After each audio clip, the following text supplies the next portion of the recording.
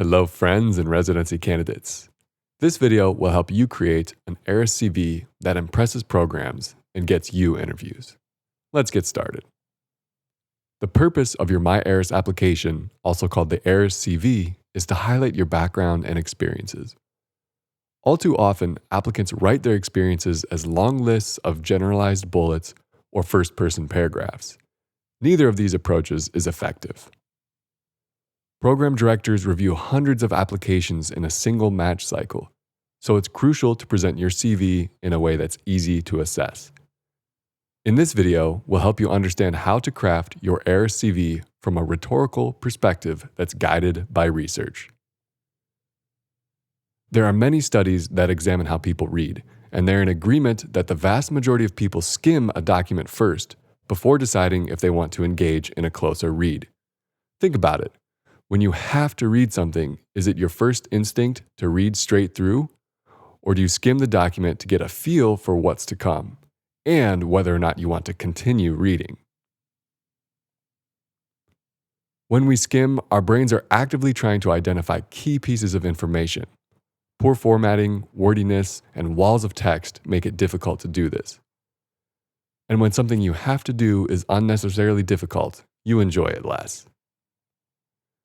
Put yourself in a program director's shoes, and we think you'll agree that certifying a CV that's difficult to skim just might decrease your likelihood of receiving interview invitations. Now that we've established the need for an easy-to-skim CV, let's talk about how to create one. We'll start with formatting. There aren't a lot of formatting options for your ERAS experiences, but that doesn't mean you have no control. It's important to take advantage of white space, indenting, and bullets to ensure a smooth reading experience. White space is used in two ways: to visually separate text and to offer the eyes a rest. Indenting is a visual cue denoting a higher level of detail. Bullets indicate where new ideas begin. When you're creating your ERAS CV experiences, don't forget to give some attention to your position or title. This small section is easily overlooked, but it serves as the headliner for each entry and is a chance to catch program directors' attention. Be creative and descriptive. Don't write extern. Write internal medicine, hands-on externship. Don't write volunteer. Write community volunteer, preventative education. Next up, word choices. When it comes to creating bullet points, aim for concrete word choices and straightforward phrasing to maximize readability and impact. Here are a few examples. Pause your screen and read each one. You'll quickly see the difference. When it comes to bullet points, stick to one or occasionally two main ideas per bullet point. Use indenting to your advantage by using secondary bullet points. Now that we've covered the experiences section of ERAS, let's talk about the supplemental information sections: meaningful experiences, impactful experience, geographic preferences, and setting preferences. The supplemental information sections in the MyERAS application emerged from a separate supplemental application document.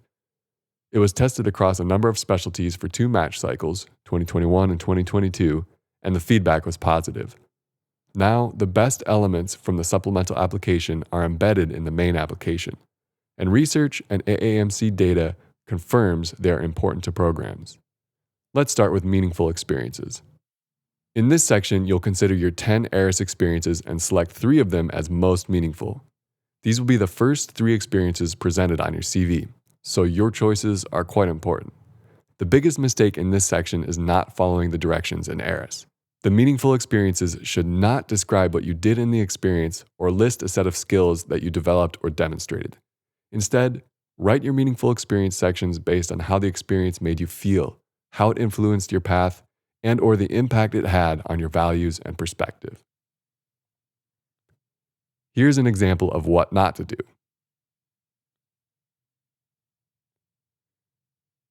Here's a revised version that's much more effective.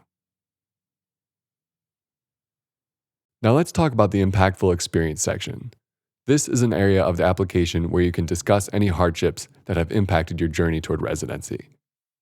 You can explain an attempt, a gap, or any other irregularity in your application, as long as a hardship is involved. The section can also be used to describe a difficult upbringing, dealing with loss, or helping care for a sick family member. Keep in mind, this section is optional and programs don't expect all applicants to complete it. Not everyone has experienced a relevant hardship, and some who have would rather not share. Pause here to review the examples provided in ERAS. The next section we'll cover is geographic preferences. This section offers 3 options. You can select up to 3 regional preferences and explain your interest in each.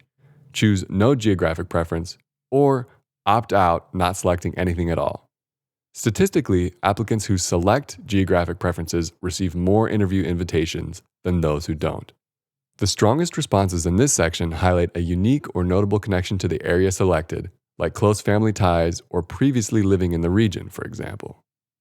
If you don't have a reason to choose any specific region, plot out your programs on a map to see where they are most concentrated and base your selections on that. Your explanation can include the region's climate being similar to home, having family or friends who frequently visit the area, a long-standing desire to live in the region, or something else that is unique to you. Finally, let's take a look at setting preferences. This section offers 5 options: rural, rural or suburban, suburban, suburban or urban, urban, and no preference. Choosing no preference is the smartest choice for anyone applying broadly. If you are applying primarily to programs in just one setting, though, indicating your preference makes sense. Your explanation in either case should be genuine and speak to your experiences, goals, or values. Avoid vague responses and include details where possible. Creating your experience entries takes time. Plan for several dedicated sessions of writing and start with a brain dump to capture as many ideas as possible. From there, focus on one entry at a time and revise until your content is detailed yet easy to skim and assess. For help selecting and packaging your ERAS experiences, check out our blog, Maximizing Space in the ERAS CV. It's linked in the description. Thanks for tuning in to ClassAct ERAS Consulting's YouTube channel. We hope you found this content helpful, and please like and share if you did.